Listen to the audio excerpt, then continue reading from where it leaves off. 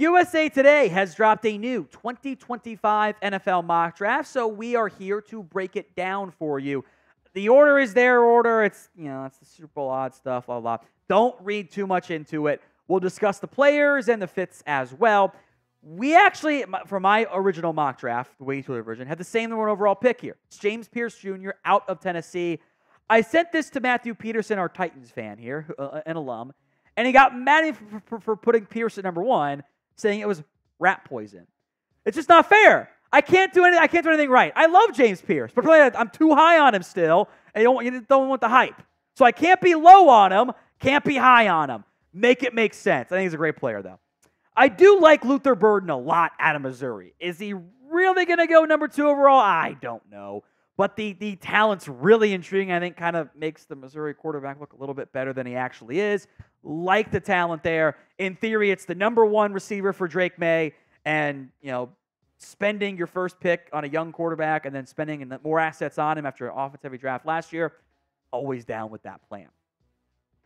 Now, do you enjoy our way too early 2025 NFL draft videos, the prospect rankings, the mock drafts? If you do, type in Y for yes. If you don't, believe in democracy, type in N for no.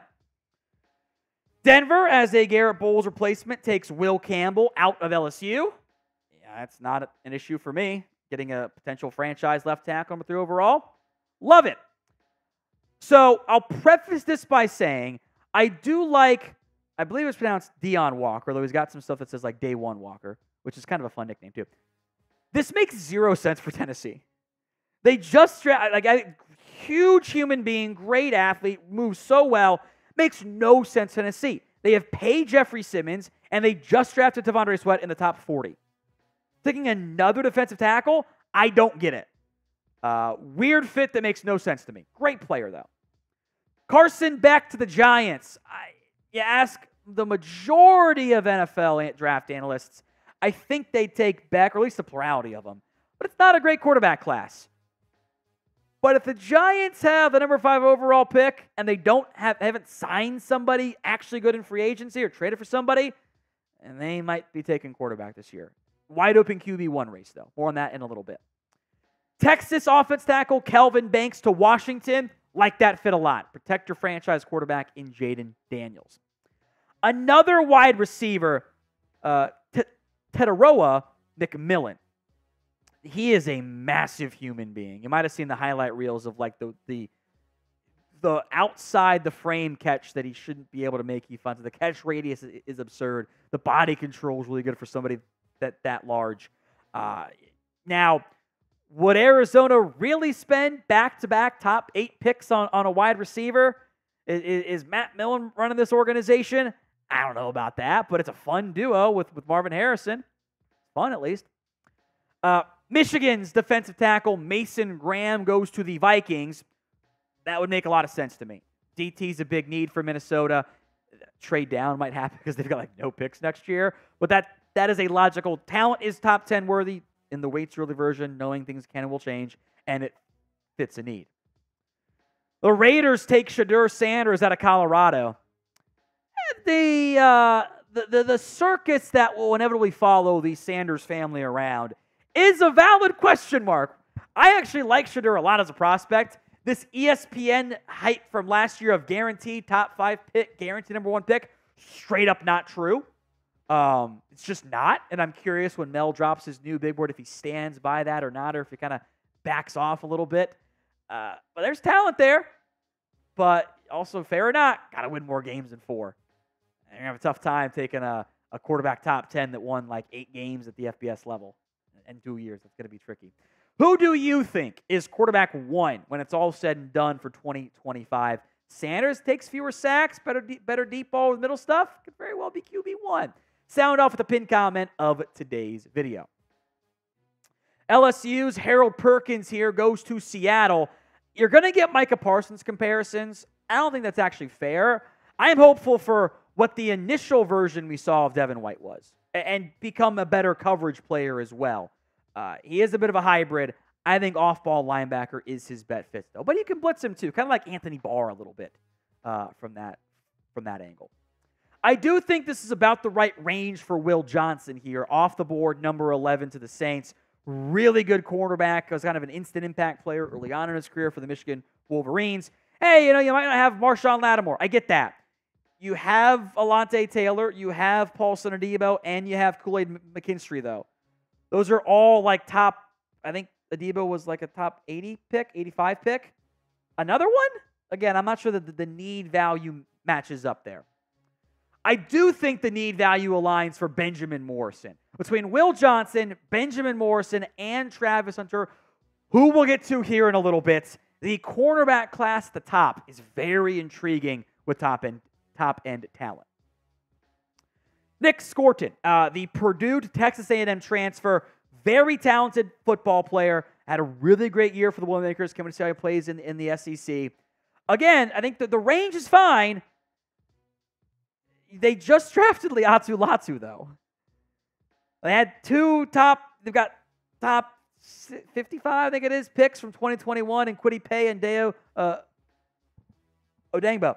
They signed Samson Ebukam. Another first-round pick at edge. I get the player.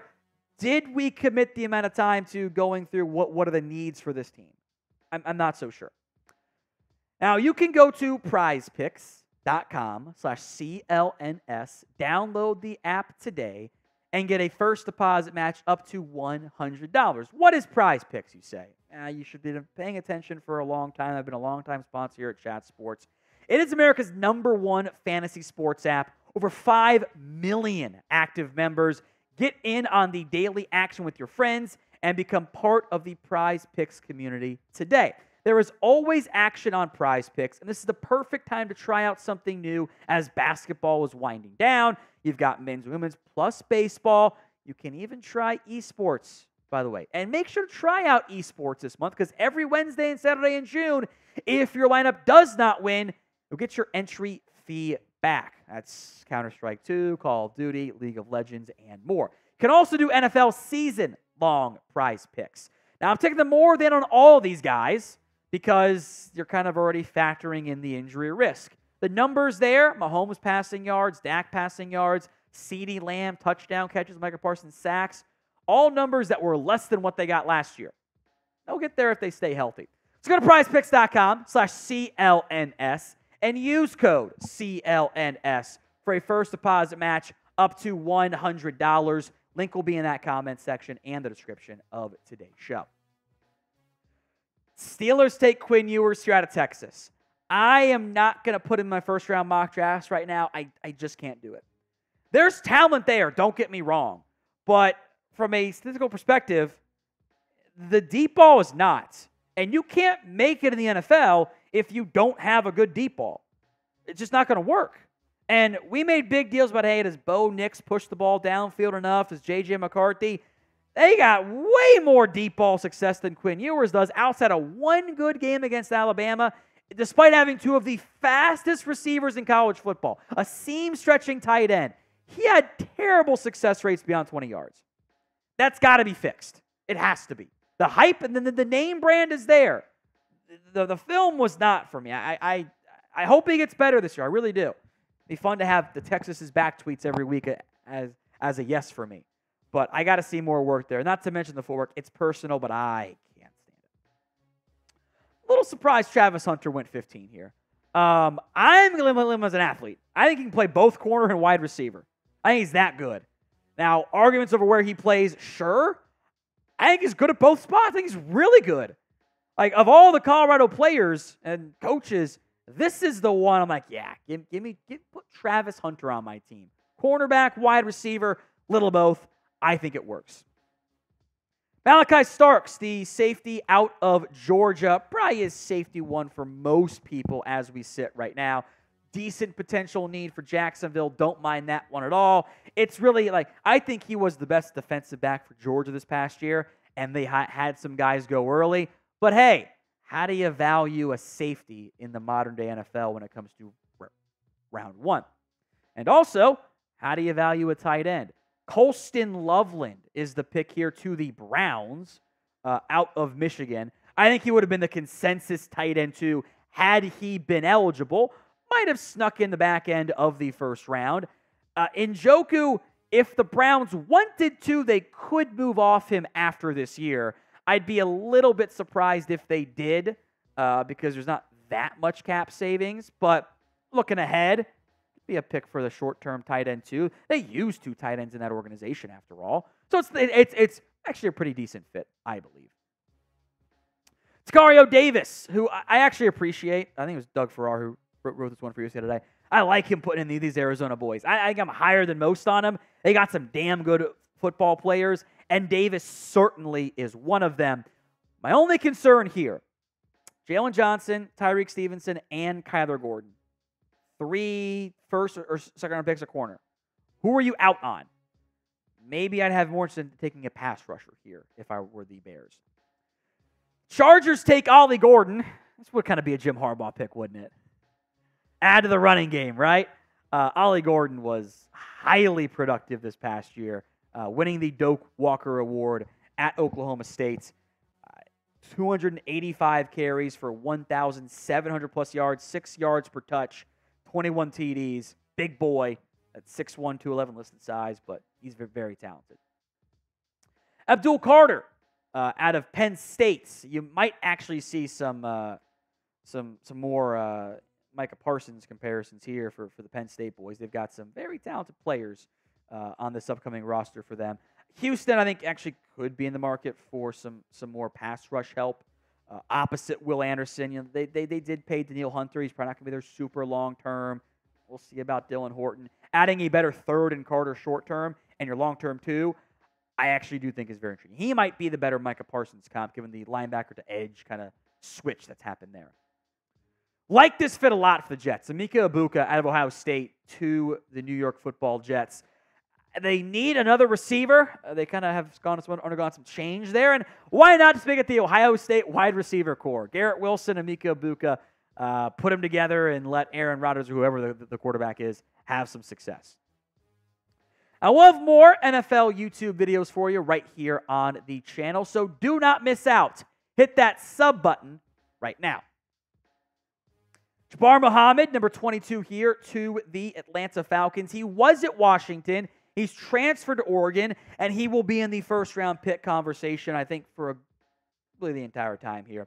This could be your opposite starter, alongside A.J. Terrell. No complaints. Good pick there for the Falcons. I have complaints about this pick. I know it's a way too early mock draft, and we should care more about the players and about where they go. Another friggin' pass rusher for the Dolphins. Jalen Phillips, first-round pick. Bradley Chubb, they traded a first-round pick for him. Chop Robinson, first-round pick. They signed Shaq Barrett, but only for a year. They drafted Muhammad Kamara in the 5th round. Another first-rounder in Jack Sawyer, who, by the way, I think is actually the worst of the 2 pass rushers, which is also still a very good player, don't get me wrong. It doesn't make sense for Miami. I don't get it. Green Bay takes JT Tuimoloau out here, so we're on a bit of a Ohio State run of playmakers. Look, Green Bay actually very well could be in the market for another pass rusher. Rashawn Gary's not going anywhere. They also spent a first-round pick on Lucas Van Ness to eventually replace Preston Smith, but you're a little bit thin beyond that, so it's fine. But, come on, guys. Why not a corner? Corner is a bigger need for them. Frankly, I think you would have been able to easily convince me to just flip it to Tetairoa Davis and JT Tuimoloau here. You do that, I think the mock's way better. I like Kevin Winston, the safety out of Penn State. If you've watched our Cowboys coverage over the years, you know that I love safety play. I think he's a good football player. He's a great tackler, offers some coverage ability. Safety's not a need for Dallas right now. Unless they play bad, you don't have a quarterback under contract next year. Literally zero. You need running back help. You need receiver help. Safety? Really? By the way, it's going to be 3 safeties in round 1. When was the last time that happened?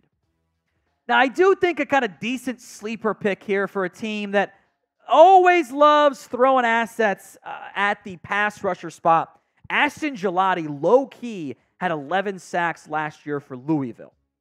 Do you need another pass rusher with Josh Sweat and Nolan Smith, at least Josh Sweat for now, and Bryce Huff and Jalix Hunt? I don't know, but they at least always do it, so I'm fine. Lions at 27. Another first-round pick on a running back? Another one? Even if you cut David Montgomery, you're going to spend 2 of your most premium assets on a running back? I don't know about that one, Jim. Quinshon Judkins, I think, could easily go round 1. Would not surprise me. Might be RB1 when it's all said and done. But does Detroit need to spend another first-round pick on a running back? What about a receiver? Some defensive help.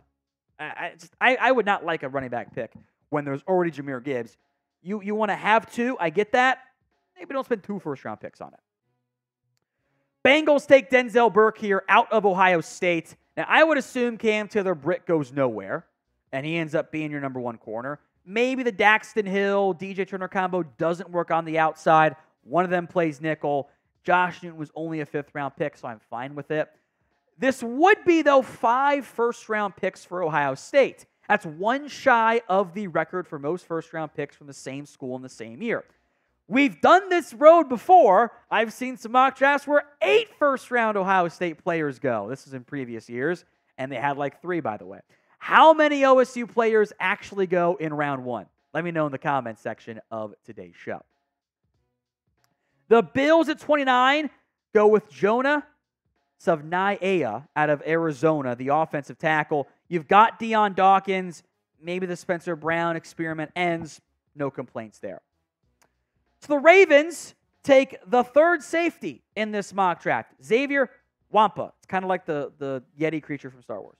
That's kind of how it's pronounced. Not quite 1-to-1, but it's pretty close to it. You have Kyle Hamilton. Maybe you're not going to maintain Marcus Williams long term. Okay.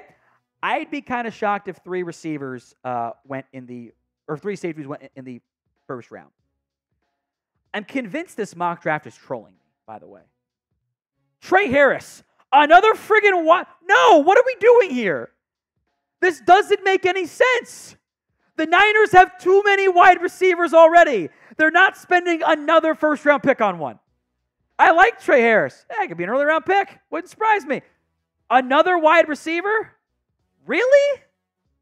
I get it's a way too early mock draft. Man, guys, we got to pay more attention to who we're mocking where. I do not understand that at all. The Chiefs at number 32 overall. This would be, by the way, the 3rd first-round pick on their edge rusher depth chart. They've also got Mike Dana in there. Charles Many were not first-round picks.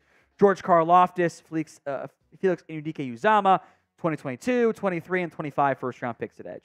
Princely Umanmian, I actually like him a lot at the Florida to Ole Miss transfer.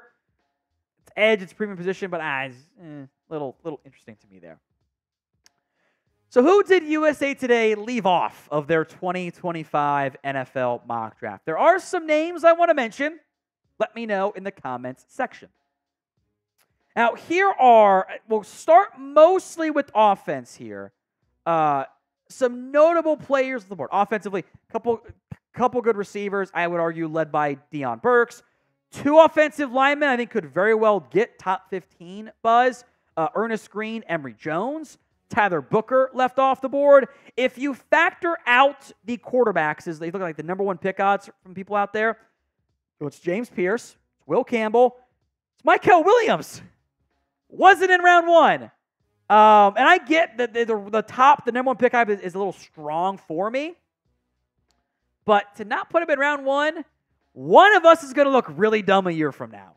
I'm a little surprised he wasn't in there. Other defensive players, I've got to go to 30, Kenneth Grant. If he plays well, will be a top pick. Other defensive linemen, Walter Nolan, Shamar Turner. I mentioned, maybe you shouldn't have gone edge. Landon Jackson, Patrick Payton, it's a good edge class, by the way. Landon Jackson had a great game against Alabama. A little quiet beyond that. Got to do more for him. He's got great size. Peyton was really good for Florida State last year. Plenty of good edge rushers and defensive players, it seems, in the way too early mock draft.